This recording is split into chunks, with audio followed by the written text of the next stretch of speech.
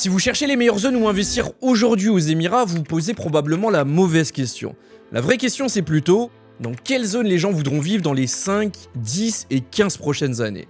Et dans cette vidéo, je vais vous faire un détail complet de comment repérer les prochaines zones qui vont exploser. Et bien sûr, je vais vous donner quelques localisations et restez jusqu'à la fin de cette vidéo parce que la dernière des localisations est peut-être celle auquel personne ne pense, mais c'est sûrement celle qui va le plus exploser dans les prochaines années aux Émirats.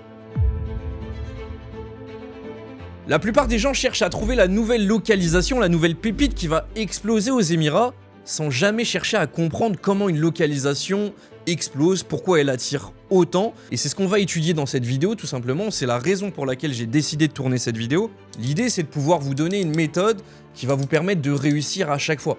Vous êtes peut-être un ancien investisseur qui a investi sur la Palm Jumeirah il y a 10-15 ans de ça, vous avez peut-être investi à la Marina ou au centre-ville de Dubaï et vous avez fait une bonne opération sans jamais même comprendre pourquoi vous l'avez faite. Ou si vous êtes un nouvel investisseur qui veut se positionner justement sur le marché de demain, on parle d'un marché sur plan, donc de biens neufs, et qui veut se positionner dans une localisation qui a un fort potentiel, aujourd'hui cette vidéo est totalement faite pour vous. On va pouvoir ensemble voir les critères qui vont permettre de définir si une localisation va potentiellement exploser ou non. Le premier des critères pour le coup qui est assez simple et assez logique, d'ailleurs c'est une notion que vous maîtrisez pour la plupart d'entre vous, que vous êtes investisseur expérimenté ou novice, ça va être la notion de rareté du foncier. On le sait très bien aujourd'hui, c'est une question de mathématiques. Si aujourd'hui la superficie du terrain sur lequel vous investissez est illimitée, on peut avoir aussi une offre qui va être illimitée. Donc peu importe la taille de la demande, la localisation aura plus de mal à exploser que si la superficie de votre terrain était limitée. Et ça, c'est des choses qui sont arrivées à maintes reprises dans le monde entier, mais si on parle des Émirats, c'est arrivé par exemple sur la Palm Jumeirah. On parle d'une île artificielle déjà, donc c'est déjà quelque chose qui a été créé, qui n'est pas extensible à foison. Donc si vous investissez sur la Palm Jumeirah, lorsque la Palm Jumeirah sera pleine, peu importe la demande, on ne pourra pas construire beaucoup plus que ça. Ça s'est fait aussi au centre-ville de Downtown. Donc autour du Burj Khalifa, pour avoir des vues Burj Khalifa, il y a un foncier qui est limité. Si on s'éloigne trop, on n'est plus dans cette localisation. Plus vous positionnez sur quelque chose qui est limité et rare, si demain la demande vient à exploser, cumulée à la rareté du foncier, tout simplement, la localisation peut fortement exploser. Donc le premier des critères à regarder, c'est justement cette rareté du foncier. Ensuite, le deuxième des critères, alors ça va être un critère qui va englober 3 parties, ça va être les investissements publics, les infrastructures et les services. Il faut comprendre une notion qui existe aux Émirats et qui existe dans très peu de pays dans le monde. Ici, aux Émirats, on est dans une économie tout simplement de partage, d'accord, qui va être en opposition à ce qu'on peut connaître en général en Europe, et notamment en France. Si on prend le modèle un peu économique français, en tout cas du gouvernement français, l'État va vous prendre des impôts, donc va tout simplement vous prélever des impôts. Grâce à ces revenus-là, ils vont chercher à développer le pays. Aux Émirats, ça va être une notion qui va être totalement différente. Aux Émirats, l'État ne va pas chercher à prélever des impôts auprès de ses citoyens, de sa population. L'État va prendre de sa poche, tout simplement, dépenser pour développer des infrastructures, développer des services, développer des routes, développer des hubs, tout simplement. Et lorsque ces hubs sont prêts, ça va attirer en un des entreprises et à la fin des résidents. Donc, quand on a compris cette logique-là, il faut comprendre qu'aux Émirats, une localisation qui va exploser est tout simplement une localisation dans laquelle le gouvernement investi. Donc voilà le deuxième critère, il faudra regarder les infrastructures, il faudra regarder justement les services que développe le gouvernement dans ces localisations-là et les différents investissements publics que le gouvernement peut lancer. Et ça, on le voit encore une fois à maintes reprises, que ce soit le Dubai Mall qui a été fait par une compagnie gouvernementale, que ce soit même le Burj Khalifa, que ce soit même la Palm Jumeirah. En réalité, la structure même de la Palm Jumeirah a été développée par Nakheel qui est un promoteur pour le coup semi-gouvernemental. Et on le voit sur Abu Dhabi avec le développement de ADGM, donc le quartier finance. On le voit aussi, alors ça va être la partie suivante, mais pour le coup avec Disneyland qui arrive sur Abu Dhabi. Encore une fois, c'est des partenariats qui ont été faits avec l'État d'Abu Dhabi, le gouvernement d'Abu Dhabi, et tout ça, ça attire encore plus. Donc pour résumer sur les 2 premiers points, une localisation qui va exploser, ça va être une localisation avec un foncier qui va être rare, et ça va être une localisation aussi où le gouvernement tout simplement y investit. Ensuite, le troisième élément, en réalité, il découle des 2 premiers. Il découle surtout du deuxième. Comme je vous l'ai dit, on est dans une économie de partage. Le gouvernement investit. Il investit pour attirer des acteurs. Et les premiers acteurs qui arrivent lorsque le gouvernement investit, ça va être des entreprises. C'est regarder où est-ce que les grosses enseignes, où est-ce que les grosses marques internationales se positionnent. J'avais fait l'exemple juste au début de cette vidéo où je vous parlais de Disneyland. Aujourd'hui, le gouvernement a mis en place un développement. Disneyland décide d'arriver, donc Disneyland c'est une grosse marque internationale, donc ça va attirer énormément de travailleurs qualifiés, ça va attirer énormément de tourisme. On l'a vu aussi avec Abu Dhabi sur l'île de Al Maria Island avec ADGM.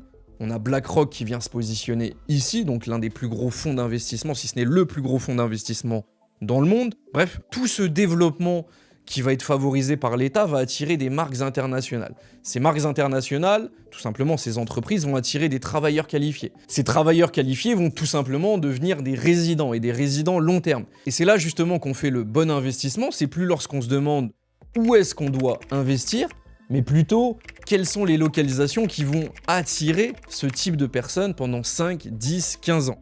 Et lorsqu'on cumule tous ces critères, à ce moment-là, on peut définir et déterminer quelles localisations vont exploser.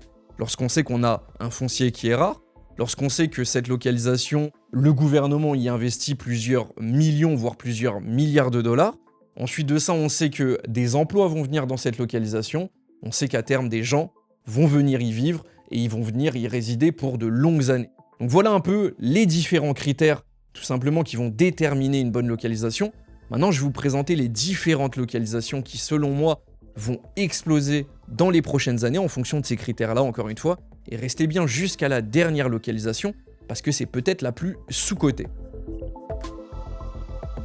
La première localisation qui a le potentiel d'exploser dans les prochaines années, je pense que vous la connaissez déjà, en tout cas j'en ai beaucoup parlé sur ma chaîne YouTube, c'est Yas Island pour le coup, c'est la fameuse île du divertissement qu'on retrouve ici aux Émirats. Ça va être l'île la plus visitée de l'Émirat d'Abu Dhabi, on parle de près de 40 millions de visiteurs chaque année. Donc déjà le gros avantage, ça va être sa position géographique. Tout à l'heure, je vous parlais du premier critère qui était la rareté du foncier. Aujourd'hui, on est à l'entrée d'Abu Dhabi, donc on est un peu entre la transition entre Dubaï et Abu Dhabi. On est à proximité aussi de l'aéroport Al Maktoum. Le gros avantage aussi, ça c'est commun à toutes les localisations quasi d'Abu Dhabi, c'est qu'on est sur une île. Donc en termes de rareté de foncier, pour le coup, c'est validé. On a des accès à la mer un peu partout. On a des vues sur mer ou vues sur canal. Ça va être très intéressant. Maintenant, en termes de développement, aujourd'hui, je pense pas que je vais m'attarder sur Yas Island, mais on le sait très bien. C'est peut-être l'une des localisations sur lesquelles le gouvernement investit le plus, notamment avec le dernier projet qui arrive, Disneyland. Et pour le coup, c'est vraiment pas un petit projet. On va parler du seul Disneyland présent au Moyen-Orient.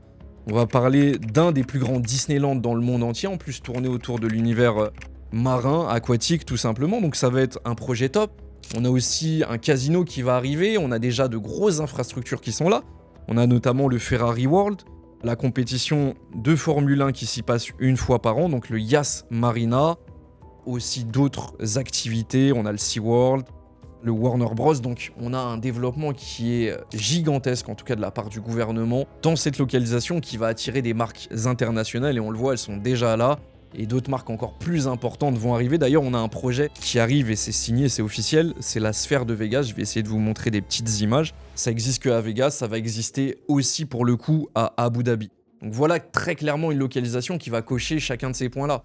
On est sur un foncier qui est extrêmement rare, on est sur un développement gouvernemental qui est puissant, on a de grosses marques internationales et on a pour le coup donc des travailleurs qualifiés et des futurs résidents qui vont voir tout simplement se positionner dans cette localisation, que ce soit pour de la location court terme ou de la location pour le coup long terme.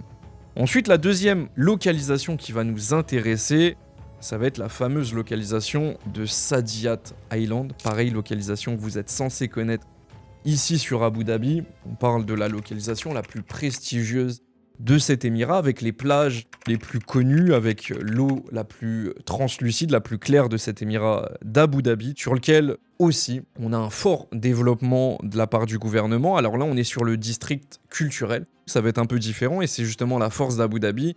Chacune des îles a un peu un thème. Là, on est sur l'île de la culture. On reste aussi sur une île, donc le premier élément de rareté du foncier aussi est maîtrisé.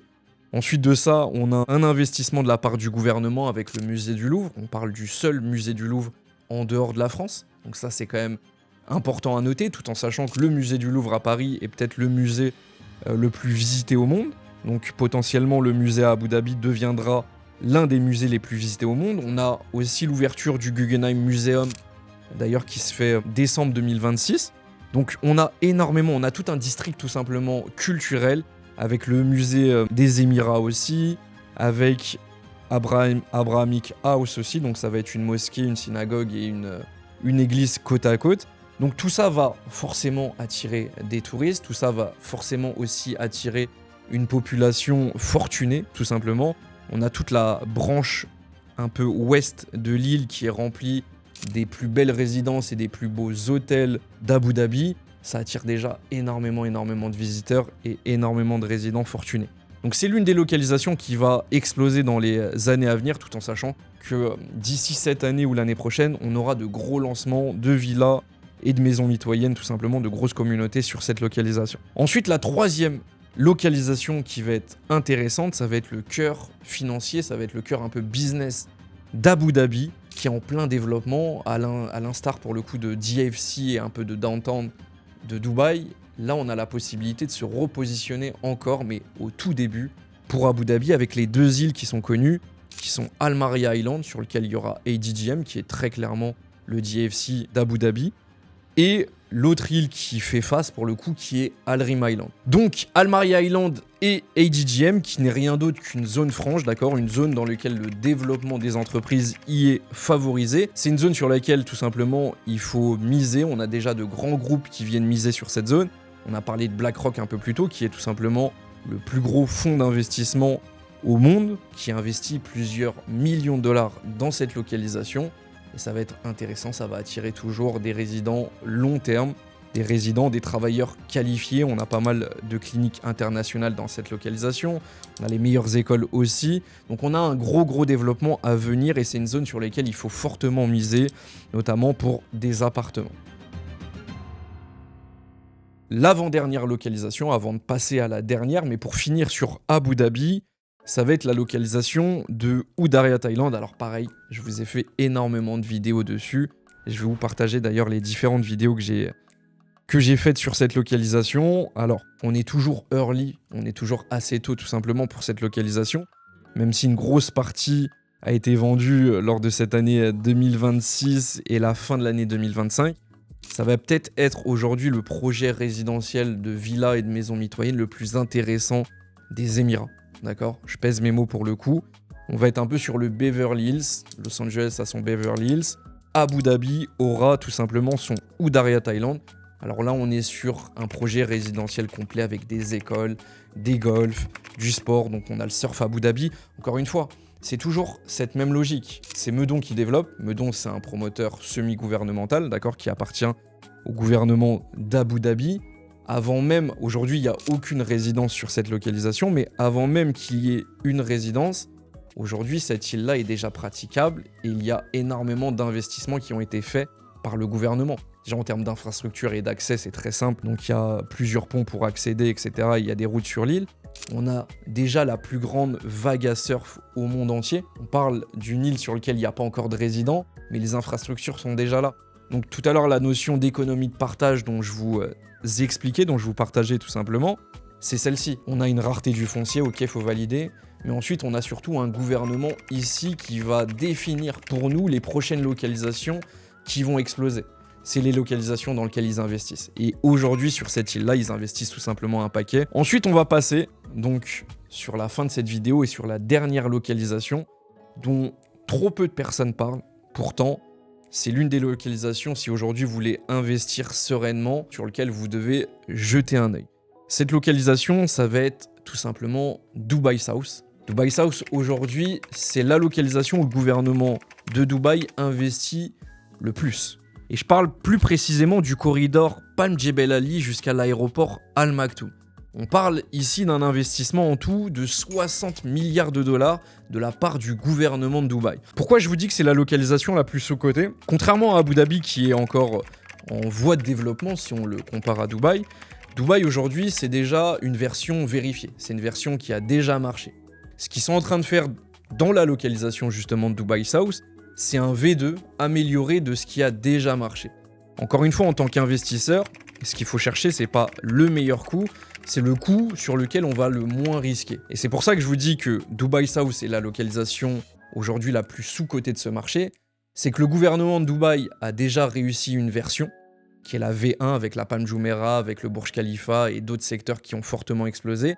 Et aujourd'hui, ils utilisent leur expérience pour développer encore beaucoup mieux à des prix qui sont très attractifs. Et on a notamment des communautés, je vous fais souvent la promotion d'une communauté en particulier qui s'appelle Lunaya, qui est à proximité de la Palm Jebel Ali, qui est la dernière communauté développée sur la Sheikh Zayed Road depuis Emirates Hills et Jumeirah Island, sur lequel on a des prix de commercialisation au square feet qui sont équivalents tout simplement à ce qu'on a de mieux sur Udayat Island ou même sur Yas Island, d'ailleurs beaucoup moins cher que Yas Island, alors qu'on a un promoteur qui est vérifié, on a une localisation qui est ultra premium, et encore une fois, je le dis, Dubaï, ça reste Dubaï, Dubaï, ça a déjà fonctionné, Abu Dhabi va fonctionner, d'accord, mais Abu Dhabi, c'est un développement qui est encore plus long terme. Donc le corridor, aujourd'hui, Palm Jebel Ali, Dubai South, donc on parle de l'investissement sur l'aéroport, d'accord, qui deviendra le plus grand aéroport au monde. On parle aussi d'Expo City, d'accord, donc un hub business. On parle de la Palm Jebel Ali, qui est la photocopie de la version 1 qui s'appelle Palm Jumeirah, en quasi 2 fois plus grand pour le coup, mais surtout en version améliorée. Donc on a énormément de développement sur chacun de ces axes. De gros acteurs vont se positionner ici. Ces gros acteurs vont attirer des profils qualifiés, c'est toujours la même logique. Ces gens-là vont résider et investir aux Émirats. Donc si vous voulez aujourd'hui vous positionner dans les futures localisations qui vont exploser aux Émirats, je vous ai fait voilà une liste que je pourrais vous partager. N'hésitez pas à m'envoyer un petit message, vous allez retrouver mon numéro de téléphone qui va s'afficher autour de cet écran. Vous allez retrouver aussi mes réseaux sociaux en bas en description de cette vidéo. N'hésitez pas à liker et commenter si vous avez apprécié la vidéo. J'essaye de faire une vidéo par semaine, donc on se retrouve la semaine prochaine. Ciao le nouveau monde!